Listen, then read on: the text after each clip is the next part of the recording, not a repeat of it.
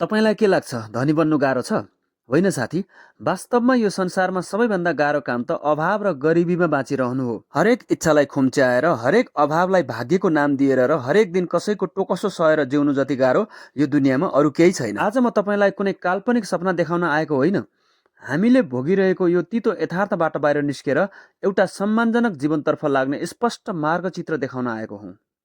यो भिडियोले तपाईँको सोच मात्र बदल्ने छैन, तपाईलाई एउटा यस्तो नयाँ बाटो रोज्न मद्दत गर्नेछ जहाँ तपाईँ आफ्नो र आफ्नो परिवारको भविष्यको मालिक आफै बन्न सक्नुहुनेछ।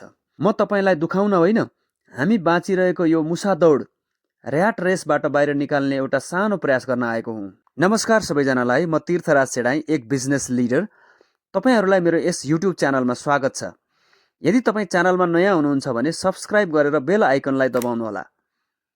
अब लागौँ आजको महत्त्वपूर्ण विषयवस्तुतर्फ। एउटा 10 बाई 10 को सानो कोठा कल्पना गर्नुहोस्, जहाँ एउटा कुनामा भान्सा छ, अर्को कुनामा ओछ्यान।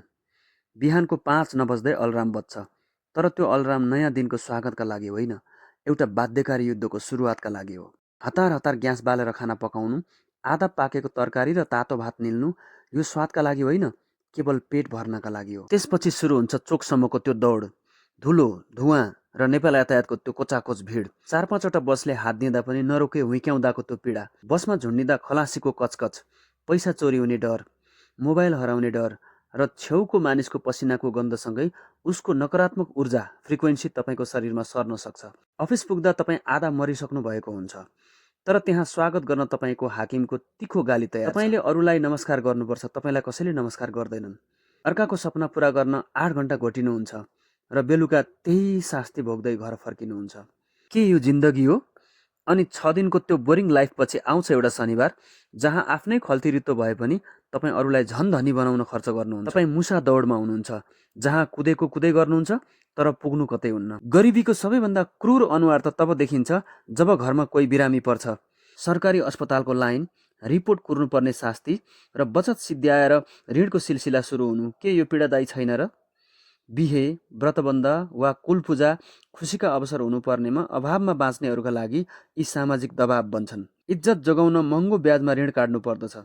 सामा होइन, ब्याज तिर्दा तिर्दै आधा जिन्दगी सकिन्छ। छोराछोरीले एउटा राम्रो स्कुलमा पढ्ने रहर गर्दा वा एउटा राम्रो खेलौना माग्दा अर्को महिना भन्दै टार्नु पर्ने त्यो बाबुको व्यवस्था। चाडबाड आउँदा अरूको घरमा उमङ्ग छाउँछ, तर उसको मनमा साउको किस्ता र दशैंको खर्चले ढ्याङ्ग्रो ठोक्छ। यो हरेक दिन पल मर्नु जस्तै हो। अब अर्को पाटो हेर्नुहोस्, जुन तपाईँको पर्खाइमा छ। धनी हुनु भनेको बैंकमा पैसाको थुप्रो मात्र होइन, यो त परम स्वतन्त्रता हो। धनी व्यक्ति अलार्मको कर्कश आवाजले होइन, शरीरको प्राकृतिक ऊर्जा र एउटा रोमाञ्चक दिनको उत्साहले बिउजिन्छ। उसको पहिलो 3 घण्टा कसैको गाली खान होइन, आफ्नै शरीर र मनलाई एउटा योद्धा जस्तै बलियो बनाउन योग र साधनामा खर्च हुन्छ। अफिस जानको लागि उसले चोकमा बस कुर्नको लागि दौडिरहनु पर्दैन, किनकि उसको समयको मालिक ऊ आफै हो, आफैसँग सवारी साधन हुन्छ। जब तपाईँ धनी बन्नुहुन्छ, समाजले तपाईँलाई हेर्ने नजर नै बदलिन्छ। अस्पताल जाँदा बेस्ट सेवा तपाईँको स्वागतमा लामबद्ध हुन्छन्। परिवारमा कोही बिरामी पर्दा तपाईँको मनमा खर्च कसरी जुटाउने भन्ने डर होइन, कुन चाहिँ उत्कृष्ट अस्पताल लैजाने भन्ने प्रश्न मात्र हुन्छ। होटल जाँदा मेनुको प्राइस होइन, आफ्नो स्वाद रोज्न पाउनु। छोराछोरीलाई विश्वस्तरीय शिक्षा र उनीहरूको सपना पुरा गरिदिँदा खल्ती छाम्नु नपर्नु। दशैं तिहारमा साउको किस्ता होइन, परिवारसँग विदेश भ्रमणको योजना बनाउनु। एउटा सानो कोठाको 4 पर्खालबाट निस्केर संसारको अनुभव बटुल्नु। हिमालको काखदेखि समुद्रको छालसम्मको यात्रा गर्नु। धनी हुनु भनेको कुवाको भ्यागुतोबाट निस्केर समुद्रको त्यो शासक माछा बन्नु हो, जसका लागि पुरा संसार नै एउटा खेल मैदान हो। तर यो सोख पुरा गर्न तपाईँले एउटा कुरा बुझ्नै पर्छ, धनी मान्छेले कहिल्यै पैसाका लागि काम गर्दैन। सुन्दा अचम्म लाग्यो, तर सत्य यही हो। जो मान्छे रिजल्ट, तलब मात्र हेर्छ, ऊ सधैँ मजदुर मानसिकतामा रहन्छ, तर जो प्रोसेसमा रमाउँछ, पैसा उसको पछि पछि आउँछ।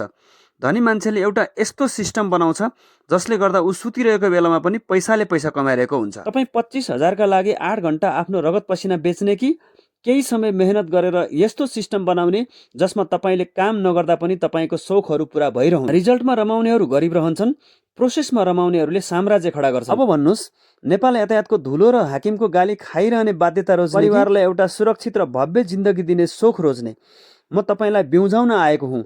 यो मुसा दौडबाट बाहिर निस्कने बाटो गाह्रो छैन, मात्र तपाईँको एउटा निर्णयको खाँचो छ। यदि तपाईँलाई यो कुरा मन पर्यो र धनी बन्न चाहनुहुन्छ भने अहिले नै कमेन्टमा लेख्नुहोस्, म आजैबाट प्रोसेसमा रमाउन सुरु गर्छु। र यो यात्रामा म तपाईँको साथमा छु। च्यानललाई सब्स्क्राइब गर्नुहोस् किनकि अबको यात्रा गरिबीको नर्कबाट धनी बन्ने सौखतर्फको हुनेछ। म तपाईँको मेन्टर, तपाईँको साथी, तपाईँको यो नयाँ यात्रामा सधैँ साथ दिने प्रतिबद्धता व्यक्त गर्दछु। अर्को भिडियोमा हामी कुरा गर्नेछौँ त्यो सिस्टम कसरी बनाउने। धन्यवाद।